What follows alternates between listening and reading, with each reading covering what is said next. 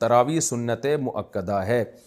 سنت مؤکدہ کہتے ہیں جو فرض کی طرح اور واجب کی طرح تو نہیں ہوتی، لیکن وہ عام سنتوں کی طرح بھی نہیں ہوتی کہ اس کو چھوڑنے والے کو ملامت ہی نہ کی جائے، تو اس کو سنت مؤکدہ کہتے ہیں. عام سنتوں سے زیادہ تاکید ہے اس کی، کیونکہ نبی صلی اللہ علیہ وسلم نے جہاں بھی صیام رمضان کا ذکر کیا، قیام رمضان کا بھی ساتھ میں ذکر کیا. دن کا روزہ رات کا قیام، دن کا روزہ رات کا قیام. تو یہ قیام کیسے ہوگا؟ نبی صلی اللہ علیہ وسلم نے 3 دن یہ قیام کر کے بتایا کہ ایسے ہوگا. اس میں کتنی رکعتیں پڑھی یہ معلوم نہیں.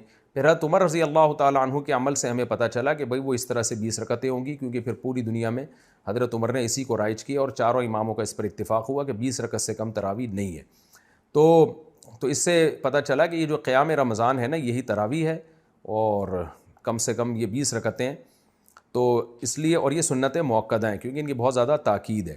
تو سنت مؤکدہ کا حکم یہ ہے کہ مرد ہو یا عورت دونوں کے لیے ایک ہی حکم ہے، الگ الگ نہیں ہے. ہاں مرد بہتر ہے کہ جماعت سے پڑھیں، جماعت سے سنت مؤکدہ نہیں ہے، خوب سمجھ لیں. انفرادی طور پر بھی پڑھ سکتے ہیں مرد ہو یا عورت ہو، لیکن جماعت سے پڑھنا افضل ہے، کیونکہ حضرت عمر نے جماعت قائم کی تھی، اور اس لیے تاکہ قرآن ختم ہو لوگوں کا. جن کو قرآن پڑھنا آتا ہے وہ جماعت کرائیں، جن کو نہیں آتا وہ قاری کے پیچھے سنیں. تو اب خواتین پہ تو مسجد کی جماعت فرض نماز بھی لازم نہیں ہے، تو تراویح کہاں سے لازم ہوگی؟ تو اس لیے خواتین بہتر ہے گھر میں تراویح پڑھیں. مسجد جانا چاہیں تو ہماری رائے تو یہی ہے کہ اس زمانے میں ان کو مسجد جانے کی بھی اجازت ہے، حدیث میں اس کی ثبوت ملتا ہے. اور تراویح میں تو ہمیں ملتا ہے کہ اسلاف اپنے عورتوں کو بھی تراویح کی نماز میں لایا کرتے تھے. تو لیکن بہرحال سنت مؤکدہ یہ ہے کہ پڑھ لیں آپ. جماعت سے پڑھنا سنت مؤکدہ نہیں ہے، گھر میں پڑھنا زیادہ افضل ہے. تو آپ گھر میں تراویح پڑھیں، 20 رکعت پڑھیں. اور سنت مؤکدہ کا حکم یہ ہے کہ کبھی کبھار چھوٹ جائے تو انشاءاللہ گناہ نہیں، کوئی حرج نہیں ہو، اس میں کوئی گناہ نہیں ملے گا. اور اگر کسی عذر سے چھوڑ دیں تو ویسے ہی کوئی حرج نہیں ہے، کیونکہ فرض واجب بہرحال نہیں ہے. کوئی بہت زیادہ تھکاوٹ ہو تو چھوڑی جا سکتی ہے، اور کبھی تھکاوٹ نہ بھی ہو تو کبھی ویسے ہی بھی چھوڑی جا سکتی ہے، لیکن کنٹینیو چھوڑنے کی عادت نہ بنائیں. لیکن ویسے ایک جنرل نالج کے لیے بتا دوں، جو پڑھتے ہیں پراپر پڑھتے ہیں، جو نہیں پڑھتے پھر وہ چھوڑتے ہی ہیں. یہ تراویح ایسی چیز نہیں ہے 2 دن پڑھ لی 1 دن چھوڑ دی. تو جو ایسے کرتا ہے وہ پھر چھوڑا ہی رکھتا ہے. تو جو پڑھتے ہیں وہ کنٹینیو پڑھتے ہیں. تو نبی صلی اللہ علیہ وسلم نے جب بہت زیادہ تراویح کی فضیلت بیان کی ہے، قیام رمضان کی فضیلت بیان کی ہے، جس کو بعد میں اسلاف نے نام تراویح کا دیا، تو آپ کو چاہیے کہ اس سے قطع نظر کہ یہ سنت مؤکدہ ہے یا غیر مؤکدہ، آپ یہ فضیلت حاصل کریں. کیونکہ شاعر نے کہا ہے تمتع من شمیم عرار نجد فما بعد العشیۃ من عراری، کہ ایک خوشبو ہوتی ہے جیسے رات کی رانی کی خوشبو، یہ رات کے بعد ختم ہو جائے گی. تو تراویح کی فضیلت بھی رمضان کے بعد ختم. تو اس بحث میں پڑھے بغیر کہ سنت مؤکدہ ہے یا غیر مؤکدہ ہے، واجب ہے یا نہیں، اس بحث میں پڑھے بغیر آپ کنٹینیو پڑھ لیں، کیونکہ ثواب بہت ہے اس کا. اور یہ عید کا چاند نظر آتے ہی آپ کے پاس یہ آپشن ختم ہو جائے گا. لیکن حکم یہی ہے کہ سنت مؤکدہ ہے. کیا عورت دیگر عورتوں کو تراویح پڑھا سکتی ہے؟ اگر ہاں تو اس کا طریقہ کار بتا دیں. نیند اگر پیچھے لڑکا بھی کھڑا ہو جائے تو کیا حکم ہوگا؟ بنت نصیر لاہور سے. عورت کی امامت میں اگر لڑکا پیچھے کھڑا ہو جائے تو اس لڑکے کی تو بہرحال نماز نہیں ہوگی، کیونکہ مرد کو تو مرد ہی امامت کر سکتا ہے.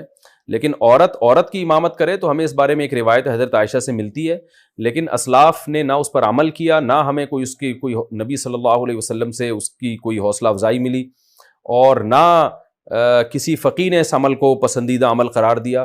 یہی وجہ ہے کہ خلفائے راشدین کے دور میں بھی ایسا نہیں ہوا، بعد میں بھی ایسا نہیں ہوا، اور ہمیشہ مرد ہی امامت کرتے رہے ہیں.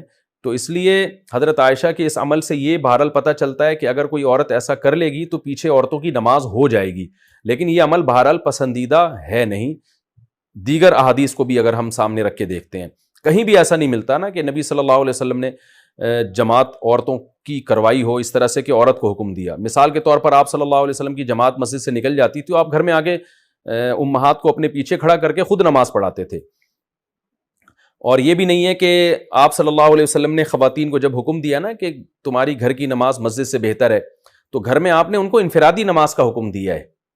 آپ یہ کہہ سکتے تھے کہ مسجد میں جماعت پڑھنے سے بہتر ہے تم گھروں میں جماعت کر لو، اگر اس کی اجازت ہوتی نا. جیسے کہ آج کل بہت سے اسکالرز فتویٰ دے رہے ہیں کہ عورت کو نماز پڑھا سکتی ہے. اگر ایسا ہوتا تو کتنے، یعنی عورتوں کو پھر گھر میں انفرادی نماز کا حکم تھوڑی ہوتا، بلکہ عورتوں کو حکم دیا جاتا کہ گھر میں اپنی جماعت کرا لیں وہ. لیکن ہمیں کہیں بھی نہیں ملتا. تو صرف ایک حدیث کو دیکھ کے کبھی فیصلہ نہیں کیا جاتا، باقی بھی تمام احادیث کو دیکھا جاتا ہے. تو ان تمام احادیث کو دیکھ کے فقہا نے جو استدلال کیا وہ یہ ہے کہ اگر عورت کو نماز پڑھا دے تو نماز ہو تو بہرحال جائے گی، لیکن یہ عمل بہرحال مکروہ اور ناپسندیدہ ہے، یہ قابل ترغیب عمل نہیں ہے. اس لیے خواتین کو چاہیے کہ وہ انفرادی نماز پڑھیں، جماعت سے پڑھنی ہے تو مرد کو امام بنائیں، اس کی اقتدا میں نماز پڑھیں. اور اگر بالفرض عورت کو نماز پڑھاتی ہے، مکروہ ہونے کے باوجود وہ کہتی نہیں شوق ہے اس کو پڑھانے کا، تو پھر خواتین امام جو ہے نا وہ صف کے بیچ میں کھڑی ہوں گی، وہ آگے نہیں کھڑی ہوں گی، کیونکہ نماز میں عورت کو بہت زیادہ سمٹنے کا اور پردے کا حکم ہے، ایکسپوز ہونے کی اجازت نہیں ہے.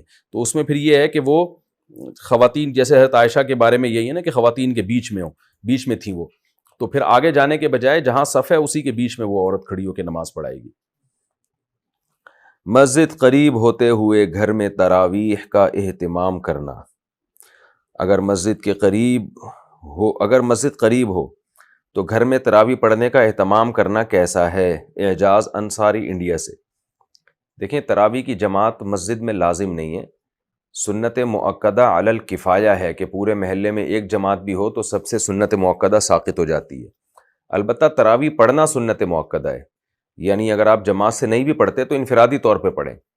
باقی آپ نے کہا مسجد قریب میں ہے، تو مسجد اگر قریب میں ہے تو بہتر تو یہی ہے کہ مسجد میں تراویح پڑھیں، کیونکہ اس کا ثواب زیادہ ہے. لیکن اگر کوئی مسجد میں نہیں پڑھتا، گھر میں بھی جماعت کر لیتا ہے تو بھی جائز ہے. باقی یہ کہ مسجد میں پڑھنا زیادہ بہتر کیوں ہے، وجہ اس کی ہے کہ حضرت عمر رضی اللہ تعالیٰ عنہ نے مسجد میں تمام جو مختلف جماعتیں تھیں ان کو ایک امام پہ جمع کیا، اور صحابہ نے اس عمل کو بہت پسند کیا. اور حضرت علی رضی اللہ تعالیٰ عنہ فرمایا کرتے تھے کہ اللہ عمر پہ رحم کرے، انہوں نے ہماری مسجدوں کو ایک رونق بخشی ہے. تو تراویح جو ہے یہ مسجد کی رونق ہے، تو اگر سب لوگ اپنے گھروں میں پڑھنا شروع کر دیں گے تو مسجد میں رونق ختم ہو جائے گی. تو اس لیے افضل یہی ہے کہ مسجد میں آپ جماعت سے جا کے تراویح کی نماز پڑھیں تاکہ مسجد کی ایک رونق بحال ہو. ہاں، حضرت عمر گھر میں پڑھا کرتے تھے، اس کی وجہ یہ تھی کہ آپ خود حافظ قرآن تھے. تو جو خود قرآن پڑھنا جانتا ہو، حافظ ہو، تو اس کے لیے بہتر یہی ہے کہ وہ خود سے پڑھے، تلاوت کرے اور گھر میں نماز پڑھے پھر وہ، تاکہ اس کا قرآن مکمل ہو، قرآن کا دور ہو جائے. لیکن جو غیر حافظ ہیں ان کے لیے افضل یہی ہے کہ مسجد میں جماعت سے نماز پڑھیں. مسجد میں نہیں پڑھتے، گھر میں کسی کی پیچھے نماز پڑھ لیتے ہیں تراویح کی تو بھی جائز ہے.